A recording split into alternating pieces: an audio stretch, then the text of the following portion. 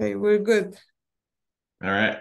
All right. So, hello everybody, and welcome to the new episode of the GR Student Committee podcast. This is Josiangelo, and I am a student at the University of Illinois Urbana-Champaign. Today, we are very happy to have with us Leland Davis, a senior well test manager and a senior geoscientist and the chief operations officer at Geologica Geothermal Group. His expertise involves geothermal exploration and resource management, single and two-phase geothermal well test planning and implementation, geothermal steam, gas, and brine collection, environmental geology, and computer-based mapping and modeling. Hello, Leland, and welcome to the podcast. We are very happy to chat with you today and learn more from your experience. Uh, Thank so, I already gave a brief overview about you, but I would like to open the floor for you to tell us more about your background, education, and experience. Yeah, I've been in geothermal for just over 15 years now. I grew up on the East Coast in Vermont, very far away from what I think of as the geothermal area these days. There's of course direct use, a lot of heat pumps and things like that in Vermont, but the heat is pretty deep there. So to date, there has not been a lot of geothermal. But who knows? Maybe some technologies will bring it there in the future. Uh, I got my undergraduate degree at Middlebury College, which is a small liberal arts degree. It's in environmental studies and didn't know a lot about geothermal at the time, but I ended up in this job randomly with Geologica.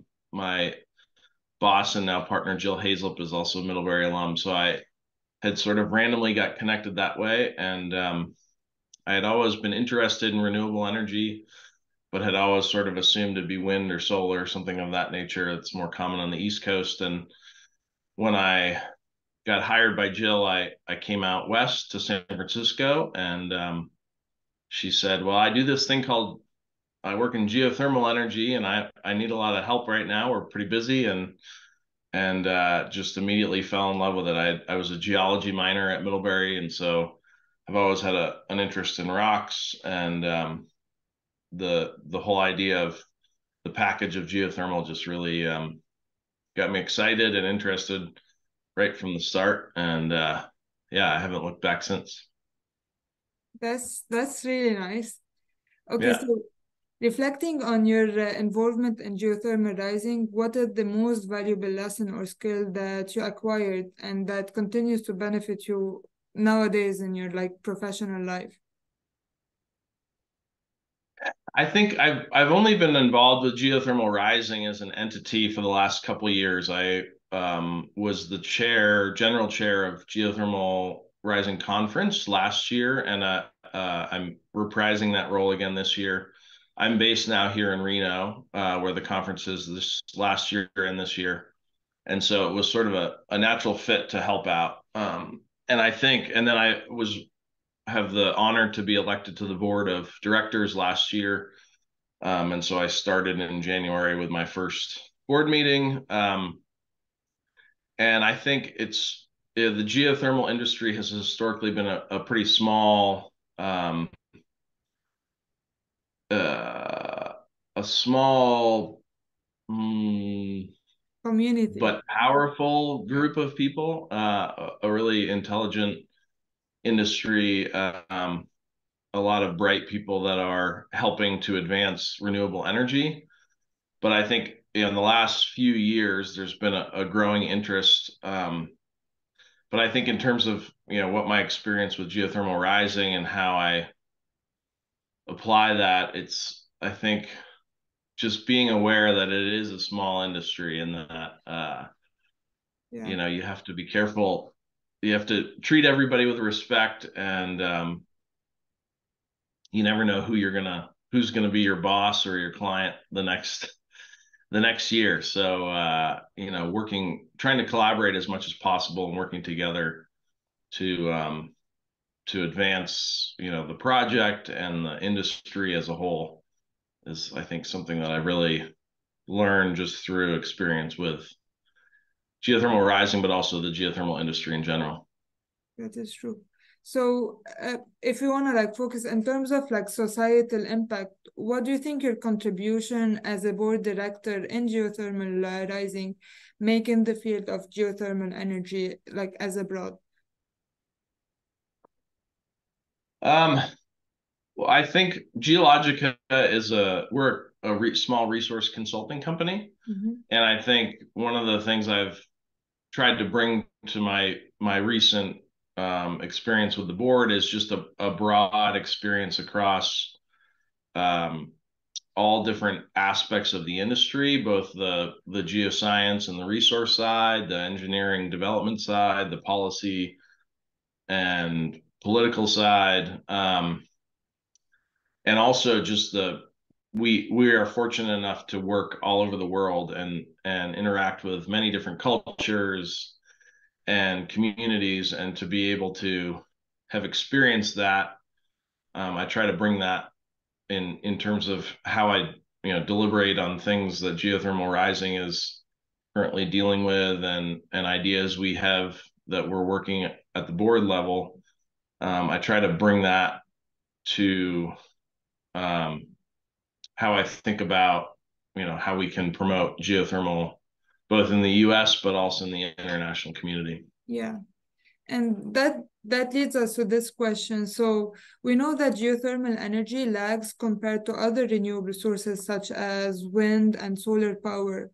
From your perspective, what key elements are like we are now lacking, or what are the challenges that we are facing that are preventing the wider deployment and exploitation of geothermal energy?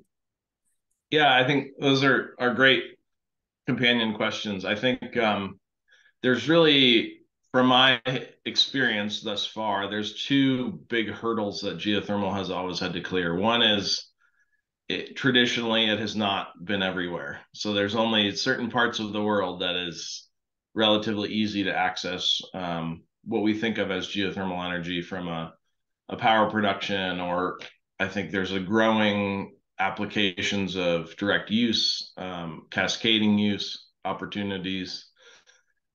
And so that has limited the expansiveness of geothermal for a long time. I think there's a lot of really exciting companies who are trying to innovate and Yeah, help us bring a broader access to geothermal around the world. And of course, that leads into the second issue, which is, of course, that it's cost. It has been historically cost prohibitive. It's very expensive up front. Wind and solar, even looking at petroleum energy, you can kind of invest and then turn the thing on and start getting return on your investment really quickly. yeah, And geothermal has historically had a really long lead time, and so it's been and there's a lot of risk associated with that lead time. And so I think helping further promote investment with that, or mitigate that risk associated with the long lead investment, is something that the industry will continue to have to solve to really get there. It's a really drilling intensive industry, so there's been a lot of efforts. The DOE has funded a lot of efforts to try to help innovate the drilling costs and reduce drilling costs. I think that's a really exciting direction to go. And then of course there are some companies that are looking at both on the private side and also the Forge effort that are looking at how can we increase the overall success rate of drilling by EGS approaches, some of the more novel approaches that are being used now. The whole goal is to try to essentially have 100% drilling and development success. And when you don't have the losses of failed or underperforming wells, that helps reduce your development costs, which makes the whole development more affordable. So I think there's a lot of things that play in. There's a lot of factors that play into the slow growth of geothermal as a viable entity. It's baseload, so everyone loves. It's always on. Once you can get it, it's always Exactly. there. So it's utilities love it, and it's great for grid support. But it's just that matter of helping to stimulate the effort. I think the one other thought to that is, our new executive director, Bryant Jones, he is really enthusiastic about helping to. There's a lot of subsidies in other industries that have helped them develop, and sort of a per capita type of basis, geothermals has a very low rate of subsidy on a government level and funding level, and so it's when you actually step back and look at the amount of dollars that go to geothermal for research and development and de-risking. um, that's, I think, one of the big pushes from the geothermal rising entity level now, is to try to encourage some of that upfront investment that helps to take the risk out, which will then hopefully help to stimulate the investor Yeah. involvement. Actually, like on that part of my research topic here at the university is to like investigate if we can actually repurpose abandoned wells for geothermal exploration, which would is one trial to encourage the development of geothermal energy.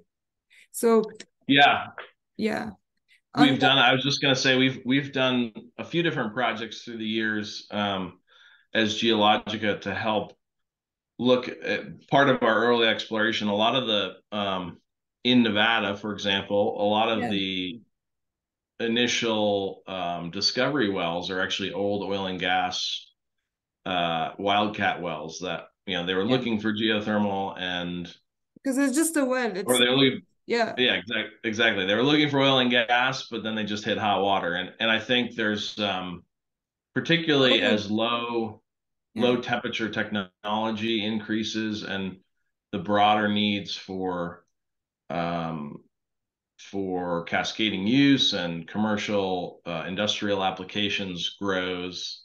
yeah. The dual purpose of oil and gas, I think, or old oil and gas wells, is a really exciting and productive opportunity.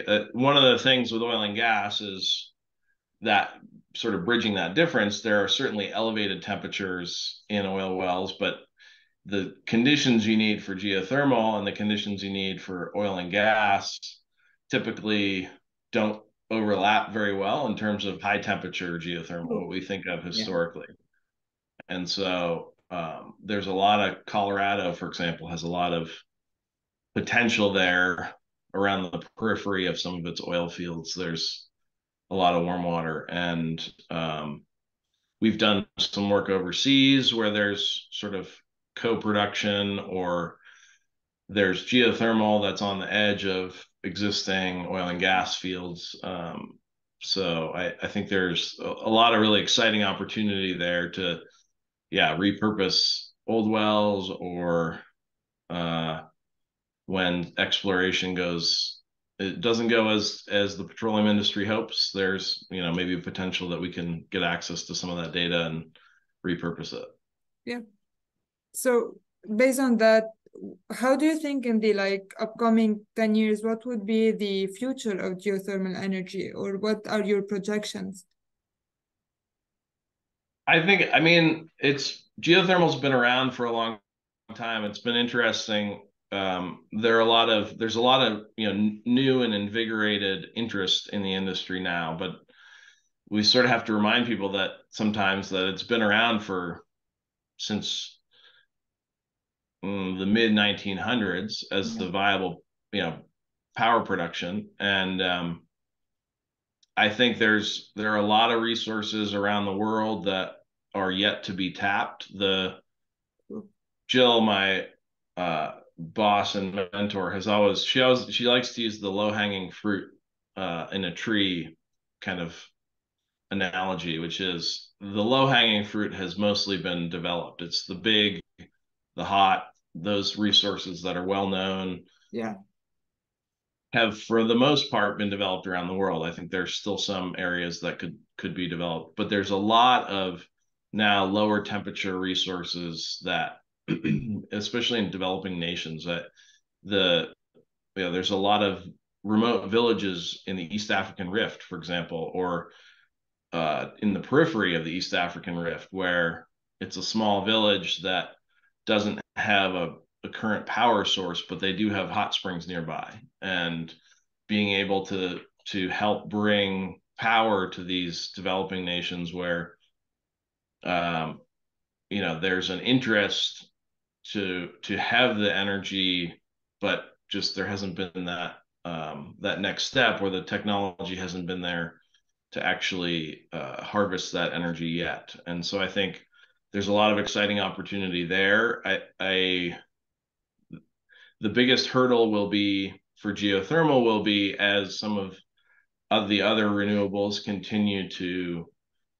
costs continue to decrease and different types of storage, different types of batteries become available.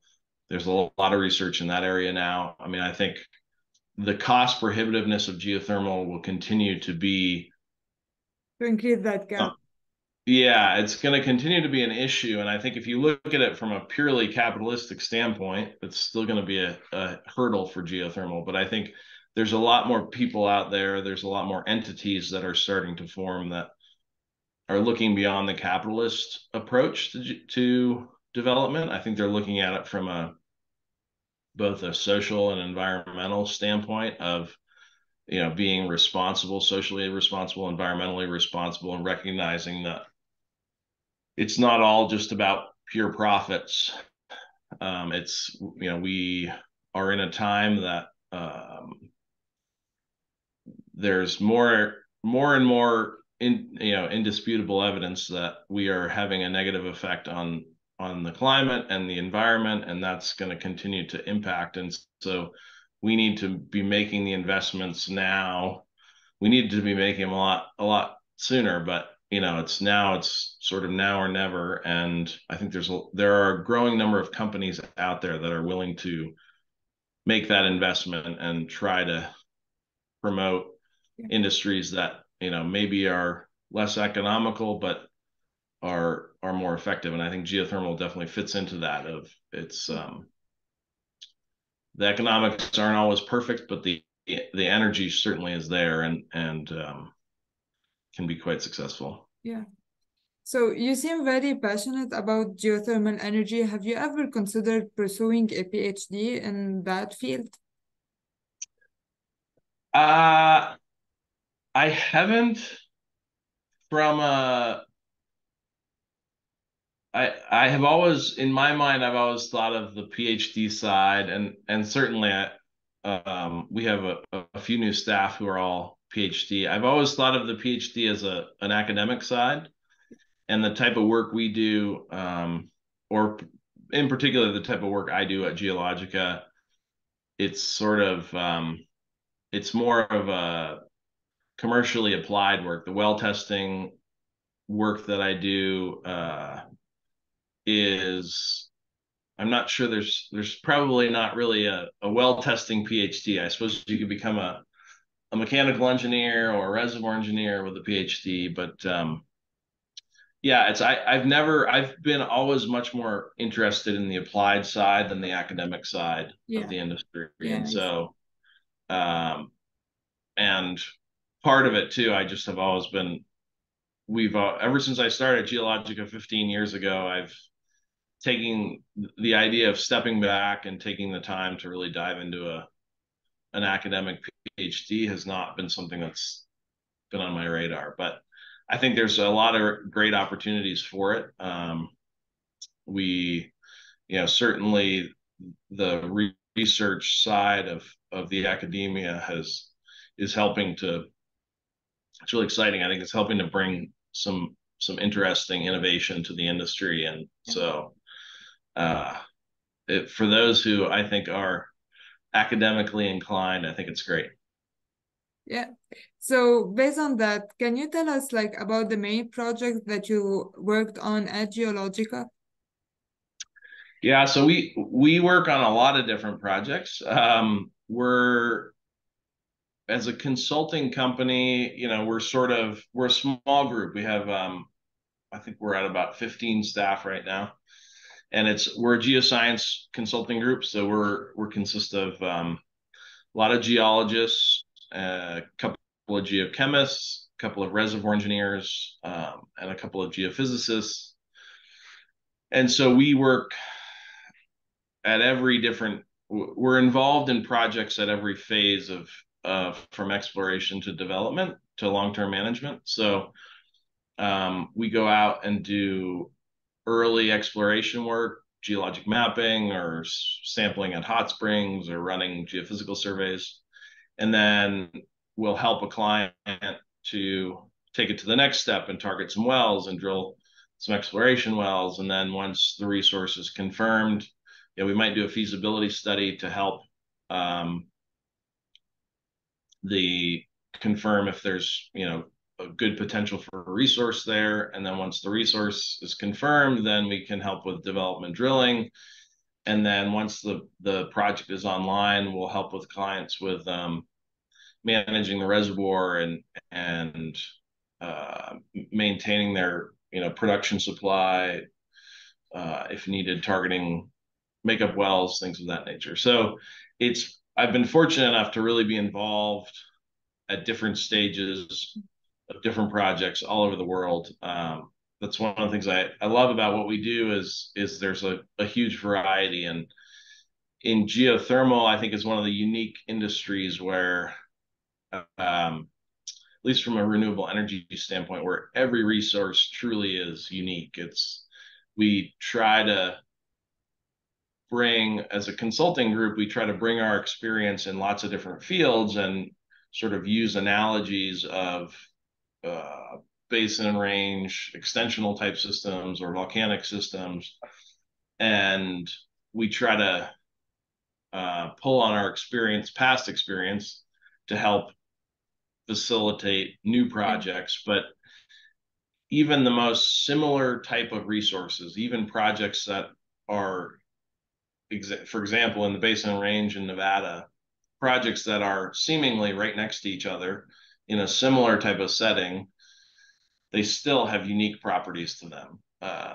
The chemistry might be slightly different, or the structure that is controlling the permeability is, we're in a different part of the fault system. And so the structure is much more complex in one spot than another spot. So I think that uniqueness makes coming to work every day a real fun, exciting challenge to be able to work on lots of different projects and have new experiences every day. So I don't know if that answered your question quite. I kind of got off on a tangent.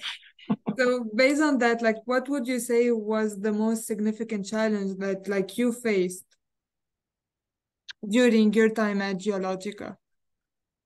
I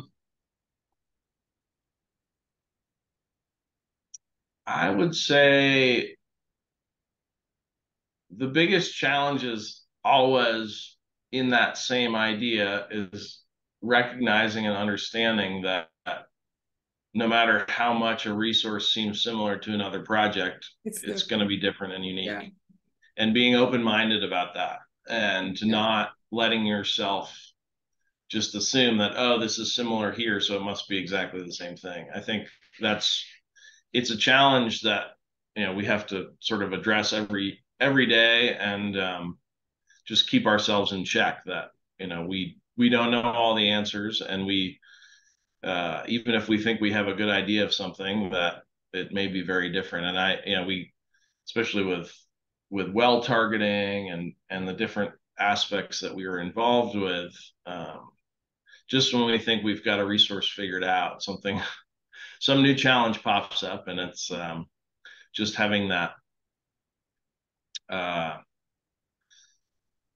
having that brevity to be willing to say you're wrong, or you didn't quite have it right, and now we're gonna try this new approach. But that's what makes it exciting, no? It makes it very exciting. It also, it's there's nothing more uncomfortable than having to call a client and tell them that, Oh, you were wrong, or definitely. that something went wrong, or, Yeah. it's not going as we had hoped. So that's always a challenge, is just being able to be honest with yourself and being forward in the fact that, something that isn't going as we expected, but we're gonna soldier on and try to figure it out. Yeah. So, where do you envision yourself in 5 years professionally in terms of your engagement in the company and geothermal energy? I hope just continuing to grow Geologica and continuing to help clients be successful. I think one of the key tenets we have at Geologica is just really above all else help others. And I mean, that sounds kind of cheesy, but in reality, we've built a team of people here that everyone is just really passionate about the science that they do, and and being successful on a personal level with it, but also being successful with and for the clients that we work with. And everyone's really passionate about geothermal and advancing geothermal. And so I think, yeah, continuing to bring the industry forward and help clients be successful, help communities, um, gain more good, clean, renewable energy, and and broaden the knowledge about geothermal in the broader community. I think one of the things here in Reno, GR has spearheaded an initiative for bringing museum exhibits to right now we're targeting interactive science museums. So there is a museum here in Yes. Reno called the Discovery. We kicked off this initiative last year at GRC, and we're really excited to be bringing this the new exhibit will be unveiled at GRC this year, at the Monday night Yeah. cocktail hour. And I think we're starting at the Discovery, but the whole idea is to broaden the education Yeah. both across the US and globally. And so Yeah. the idea is that this museum exhibit can be replicated, and we're going to start with a single traveling unit, but then also try to encourage these geothermal exhibits at other museums around the US and hopefully globally. And Yeah. so, yeah, I think both at Geologica, also my involvement with GR, helping that broader education and knowledge transfer is something else I get really passionate about. Just rambling on about is helping people understand what geothermal is. It's still it's shocking to me, even here in Reno, where most of the there's enough installed power at the steamboat plant on the south end of Reno to power all the domestic homes. The casinos eat up a lot more power here, but every person who lives in the Reno, Sparks, the greater Truckee Meadows Valley here gets their power from the geothermal power plant in the south end of town. And it's probably 50%, and that might even be high, that if you walk down the street and ask somebody what's geothermal, they have no idea what it is. Yeah. Yeah. And they don't know what that power plant is or if it even exists down there. And so just helping to bring broader awareness to people, I think is something that will help the industry immensely, but it's also just I think it's a really interesting, exciting thing. So Yeah. That you oh, basically answered my next question. It was about like what is your approach to promote more geothermal energy? So I would like to then ask you, can you tell us more about the exhibit you mentioned? yeah, so it's really exciting. So it's the Discovery had a new renewable energy exhibit installed. It was with a extremely generous grant from Tesla a few years ago, and it's a really incredible whole immersive interactive exhibit, but it had one glaring missing point, and that was geothermal. And so we approached the museum and said, if we can rally some support, could we supplement this museum exhibit with a more inclusive geothermal aspect? And of course, they're very supportive of that. And so it's going to be there's only so much, you have to, the trick with, I've come to learn with building out an interactive exhibit of this type is that you have to figure out how to give as much information in as small and compact of a Yeah. space and time window as possible. I've learned way more about science museums than I ever thought I would. One thing being that like the average interaction is like less than 30 seconds. And if you can't get what you're trying to say across in 30 seconds, then Give you're up not your going to get audience. the thing Yeah. across particularly to kids. The Yeah. Discovery is geared towards children, though a lot of the exhibits also are a lot of fun for adults. And so we really focused in on a small committee group of a few GR board members. This started last year before I was on the board, and plus a couple of board members, and then a few other volunteers, some local folks who are really involved in the industry. And so we got brainstormed how to best represent the industry as a whole, and so we focused on kind of what we see as the three pillars, which then morphed into the design of the exhibit, which is three different pillars. And there's the power production side, the direct use side, so like District hot heating. Yeah. hot springs and things of that nature. And then there's the kind of commercial industrial side of uh, and also heating and cooling Yeah. of residential homes and stuff. And so each of these pillars has some different informational key data points in terms of this is a couple types of power plants, and these are the types of applications you can use for direct use, and these are the types of applications Residential. you might use. Yeah.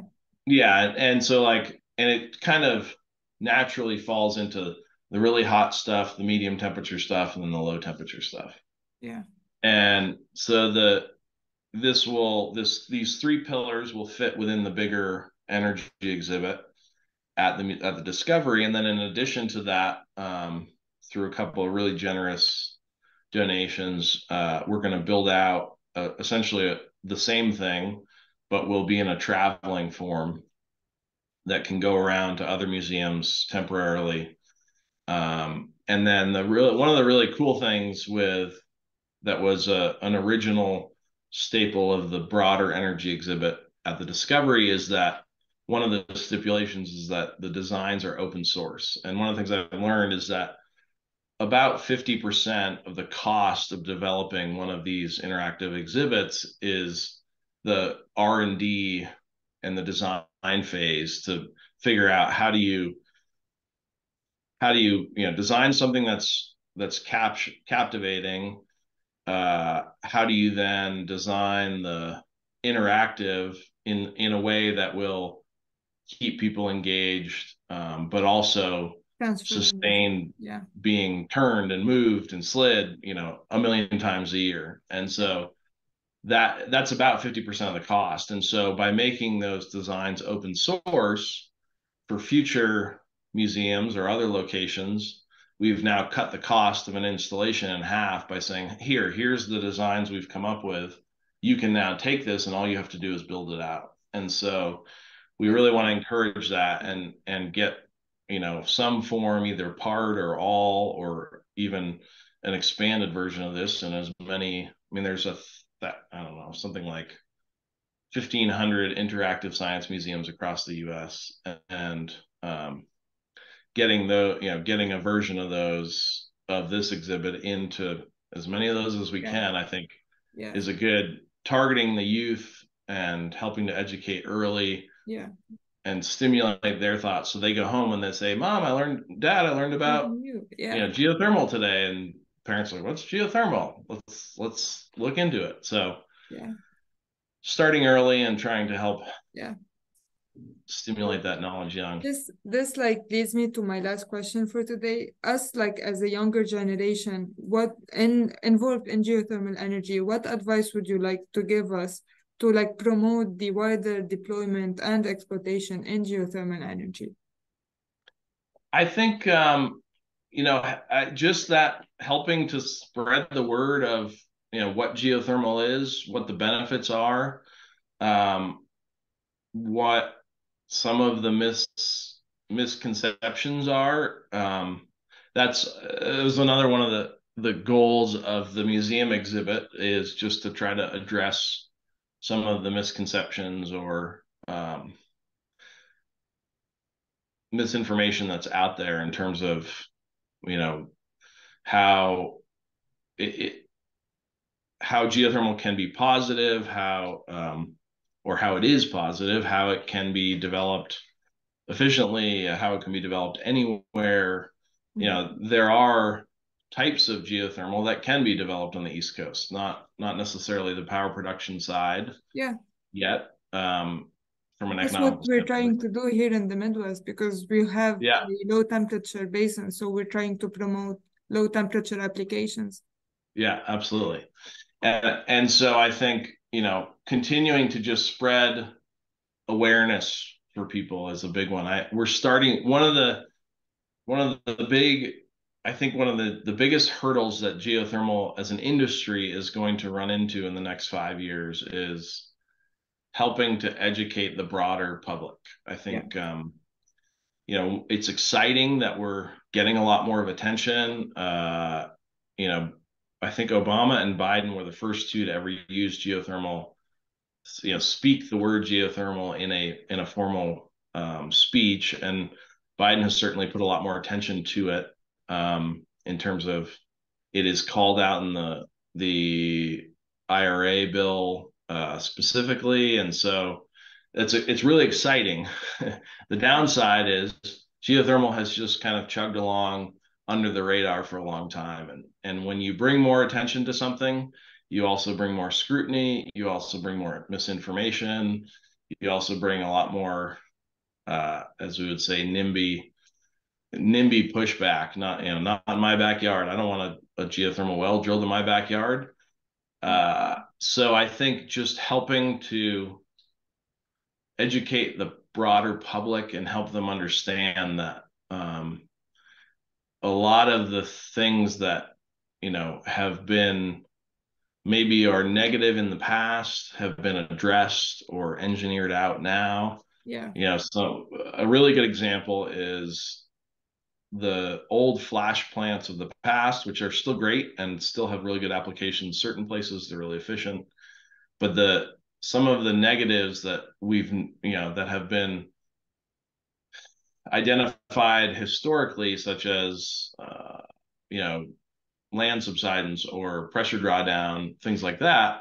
New binary technologies have essentially solved that problem because they re-inject everything, so there is no pressure decline Yeah. and impacts to the surface like there might have been in the past. And so I think helping to alleviate some of the misinformation that is out there, and just educate the public in general will help prolong and increase the success of the industry for, I think, generations to come, I hope. All right. Thank you so much for your time. We enjoyed chatting with you so much, and we learned a lot from your experience. And to us, on keeping on promoting geothermal and talking more about it. Yeah, well, I'm excited to hear more about the research you're doing, and thanks for the time and for the invite. It's been a pleasure to. I'm always willing to jabber on for a while about geothermal. Thank you so much. Hope to see you in Reno. Yeah, I hope so too. October. Thanks. Good. Take care. You too.